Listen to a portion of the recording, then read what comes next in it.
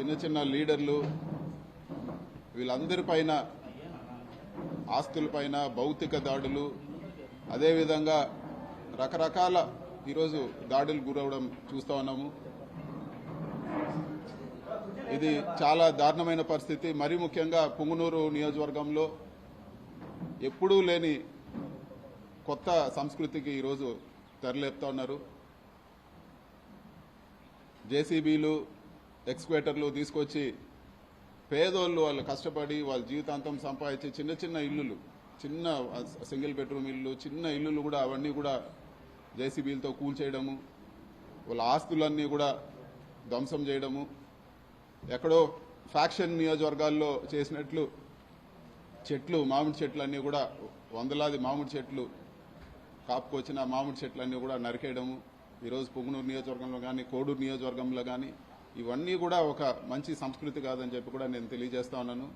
రాజకీయంగా అంటే ఏదైనా రాజకీయాల్లో ఎలక్షన్లప్పుడు రాజకీయంగా కొట్లాడలే కానీ చిన్న చిన్న వాళ్ళ పైన వచ్చి వాళ్ళ ఆస్తులపైన ఈరోజు వాళ్ళ కుటుంబ సభ్యులపైన వాళ్ళ వెహికల్స్ కానీ లేకపోతే ఇంకా కూడా దారుణమైన విషయం ఏమంటే పుంగనూరు నియోజకవర్గంలో పేదవాళ్ళు ఆవులు మేపుకొని బతికే వాళ్ళు ఆవులు దొంగతనం చేసి తీసుకెళ్లిపోవడము, కళ్యాణ మండపాలు కూల్చడము, ఈరోజు దారులు ఇవ్వకుండా అడ్డగించడం, ఇన్ని కూడా ఘోరంగా జరుగుతూ ఉన్నాయి. వీటన్నిటిని కూడా ఈరోజు పరామర్శించడానికి పోదామంటే కూడా ఈరోజు పోలీసులపైన ఒత్తిడి తీసుకొచ్చి హౌస్ అరెస్ట్ చేయడం జరిగింది. ఒక ఎంపీగా నా నియోజకవర్గంలో తిరగడానికి కూడా ఈరోజు నా నియోజకవర్గ ప్రజల్ని కలవడానికి కూడా ఈరోజు రెస్ట్రిక్షన్స్ పెట్టి తిరగనీయకుండా, ఇది వరకు షెడ్యూల్ పెట్టుకుంటే పోలీసు వారు ఇంకొన్ని రోజులు పోనీయండి సార్, ఎలక్షన్ అయింది ఇప్పుడే కొన్ని రోజులు పోనీయండి అని, మరి ఈరోజు కూడా హౌస్ అరెస్ట్ చేసి ఆపాల్సిన అవసరం ఏముందని చెప్పి కూడా నేను అడుగుతా ఉన్నాను.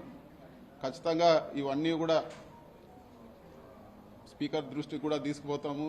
ఇవన్నీ కూడా నా కాన్స్టిట్యూషనల్ రైట్. ఒక ఎంపీగా నేను ప్రతి గడప, ప్రతి కార్యకర్త, ప్రతి నా దగ్గరకు వచ్చే ప్రతి ఒక్కరిని కూడా కలిసే అధికారం ఉంది. ఈ విధంగా చేయడం సరైన పద్ధతి కాదని చెప్పి కూడా నేను తెలియజేస్తా ఉన్నాను. అంతేకాకుండా ఈరోజు సీట్లు తక్కువ వచ్చిండొచ్చేమో కానీ 40% మంది ఈరోజు రాష్ట్రంలో 40% మంది వైఎస్ఆర్సీపీకి ఓటేశారు. అంటే ఈ 40% మందిని రాష్ట్రం నుంచి పంపించేస్తారా? ఈ 40% మంది ఓటేసిన వాళ్ళందరిపైన మీరు దాడులు చేస్తారని చెప్పి కూడా నేను అడుగుతాను. ఇది సరైన పద్ధతి కాదు, ఇది సరైన పద్ధతి కాదు. ఇలాంటి దాడులు, ఇలాంటి చర్యలు మంచి పద్ధతి కాదని చెప్పి కూడా నేను తెలియజేస్తాను. అధికారము ఎప్పుడు కూడా ఎవరు కూడా శాశ్వతం కాదు. రాష్ట్రంలో ఎన్నోసార్లు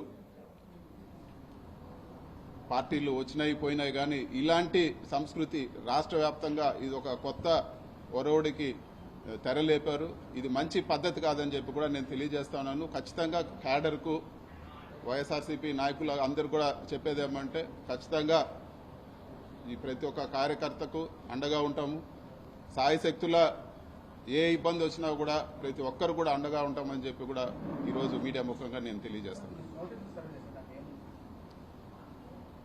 ఈరోజు ప్రోగ్రాంకి మీరు వెళ్ళడానికి లేదు, మిమ్మల్ని ఈరోజు ఇక్కడే హౌస్ అరెస్ట్ చేయాల్సి వస్తూ ఉంది. మీరు మళ్ళీ కూడా మాకు ఇన్ఫార్మ్ చేయండి, మళ్ళీ కూడా మేము ఇది చేస్తామని చెప్పి ఇదివరకే నేను ఇన్ఫార్మ్ చేసే వచ్చాను. మళ్ళీ ఎందుకు చేశారని చెప్పి కూడా నేను అడగడం జరిగింది. విత్ ప్రొటెస్ట్ కూడా సైన్ చేసి ఇవ్వడం జరిగింది. కేవలం ప్రజలకు దూరం చేయాలనే కక్షతో ఈ విధంగా వ్యవహరిస్తున్నారు. ఈరోజు చెట్లు నరికేస్తారు, ఈరోజు ఇల్లులు కూల్చేస్తారు. సో ఒక ప్రజాప్రతినిధిగా నేను అక్కడ పోయి ఆ ఇల్లులు కూల్చింది కానీ ఆ చెట్లు నరికించింది వాళ్ళు పరామర్శిస్తే రాష్ట్ర వ్యాప్తంగా ఈరోజు అందరు కూడా తెలిసే పరిస్థితి ఉంది. ఇవన్నీ కప్పిపుచ్చడానికే ఈరోజు మమ్మల్ని నియోజకవర్గంలో తిరగనీయకుండా చేస్తూ ఉన్నారు. ఇంకా అదేవిధంగా ఈరోజు ఎంపీటీసీలు, అదేవిధంగా మిగతా ఉండే సర్పంచులు కానీ ప్రజాప్రతినిధులు, చిన్న చిన్న ప్రజాప్రతినిధులు అందరినీ కూడా బెదిరించి పార్టీ మారమనో లేకపోతే వాళ్ళని ఒత్తిడి చేసో లేకపోతే రిజైన్ చేయమనో రకరకాలు ఇవన్నీ చేస్తూ ఉన్నారు. ఇవన్నీ కూడా వాళ్ళకు ఒక ఓదార్పుగా కూడా వెళ్ళకూడదని చెప్పే ఒక కుట్రలో భాగంగానే ఈరోజు అధికారులపైన ఒత్తిడి తీసుకొచ్చి ఈరోజు గృహ నిర్బంధం చేయడం జరిగింది.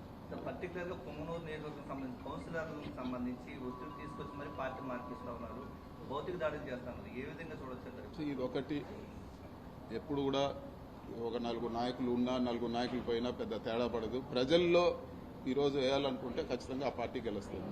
సో వీళ్ళు అనుకున్నట్లు ఏదో ఒక నలుగురిని ఒత్తిడి చేసో ప్రలోభాలు పెట్టో బెదిరించో నలుగురిని పార్టీ మార్చినంత మాత్రాన ఒరిగేదేం లేదు. ఈ నలుగురు కాకపోతే ఇంకొక నలుగురిని డెవలప్ చేస్తాం. ఇది వరకు 23 ఎమ్మెల్యేలు తీసుకుపోయి మళ్ళీ వైఎస్ఆర్ కాంగ్రెస్ పార్టీ అధికారంలోకి రావడం జరిగింది. ఆ 23 నియోజకవర్గాలు కూడా గెలవడం జరిగింది. ఇవన్నీ పెద్ద విషయం కాదు. ముఖ్యంగా ఈరోజు చాలా దాడులు జరుగుతున్నాయి. ఇల్లులు కూల్చడం ఇవన్నీ కూడా ఎప్పుడు లేదు. పుంగనూరు చరిత్రలో ఇల్లులు కూల్చడం అనేది ఎప్పుడు లేదు. పుంగనూరుకి ఇన్వెస్ట్మెంట్ వచ్చింది. బస్సుల ఫ్యాక్టరీ ఈరోజు జర్మనీ వాళ్ళు పెట్టడానికి వచ్చారు. ఈ రోజు వాళ్ళు సందిగ్ధంలో పడ్డారు.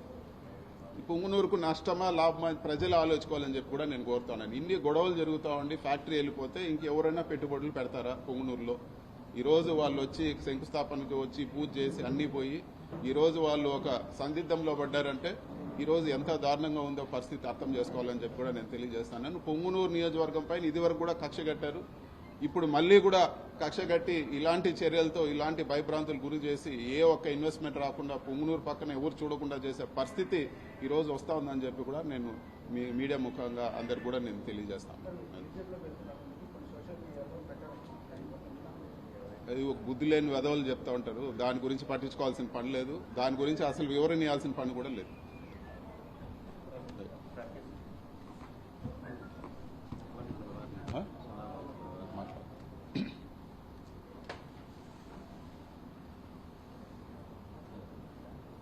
ఈ పుంగనూరు నియోజకవర్గంలోనే కాదు, ఈరోజు చిత్తూరు జిల్లాలో ఇంకొక విషయం కూడా చేయాల్సింది.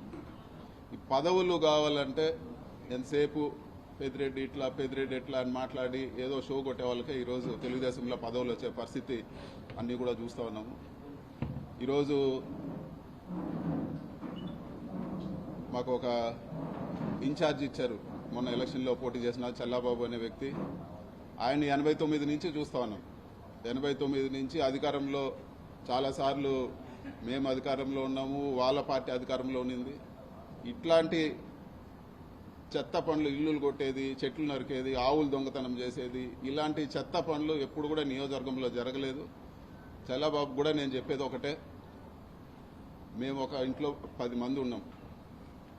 నన్ను అరెస్ట్ చేసినా నేను పట్టించుకోను, అన్నిటికీ సిద్ధం, దేనికైనా సిద్ధం. నన్ను చంపినా కూడా నాకు పర్వాలేదు. మా ఇంట్లో లేకపోతే మా తమ్ముడు వస్తుంది, మా అమ్మ వస్తారు, ఎవరో ఒక వస్తారు. ఖచ్చితంగా మేము రాజకీయాల్లో ఉంటాం. ప్రజలకు కాన్స్టిట్యున్సీలో నియోజకవర్గంలో ఖచ్చితంగా నిలబడతాం. నీ పరిస్థితి నువ్వు ఆలోచించుకో. చంద్రబాబు ట్రాప్లో పడద్దు. నువ్వు చేసిందేంటి? పోలీసుల పైన గొడవ చేసి నువ్వు జైలుకి పోయినావు. అంత మాత్రాన ఈరోజు అందరిపైన కక్ష పట్టి పోలీసులు ఆ రోజు కూడా ఏంటి కళ్ళు పోయే విధంగా బళ్ళు కాల్చి ఓపెన్గా పోలీసుల పైన గొడవ చేస్తున్నారు. వైఎస్ఆర్సీపీ వాళ్ళు ఎప్పుడు కూడా పొంగునూరు నియోజకవర్గంలో ఏ గొడవ చేయలేదు, ఎక్కడ అవ్వలేదు. ఇట్లాంటివి చంద్రబాబు ట్రాప్లో పడి నువ్వు చేసుకోవాలంటే నీ ఇష్టం అని చెప్పి కూడా నేను తెలియజేస్తా ఉన్నాను. నష్టపోయేది చివరికి ఇలాంటి చెత్త పనులు చేసి ఈ పాపాలంతా కొట్టుకుపోయేది చల్లాబాబే అని చెప్పి కూడా తెలియజేస్తా ఉన్నాను. అదేవిధంగా ఈ మధ్యలోనే ఒకే పార్టీలో పనిచేసినాము. రాంప్రసాద్ అని మొన్న మంత్రి అయినారు. ఆయనకు కూడా ఒకటే అజెండా, ఎంతసేపు మా పేరు చెప్తేనే ఆయన పదవి నిలబడుతుంది. ఆయన కూడా నేను చెప్పేది ఒకటే, కొత్తగా మీరేమి అమెరికా నుంచో లండన్ నుంచో వచ్చింది ఏం కాదు. అందరూ కూడా ఇక్కడ చూస్తూనే ఉన్నాము. నిన్ను కూడా అందరూ కూడా చల్లాబాబు కానీ లేకపోతే రాంప్రసాద్ కానీ చిన్నప్పుడు చెడ్డీలు వేసుకున్నప్పటి నుంచి అందరూ తెలుసు. ఇవేవి ఈ రాజకీయాల్లో ఏమీ శాశ్వతం కాదు.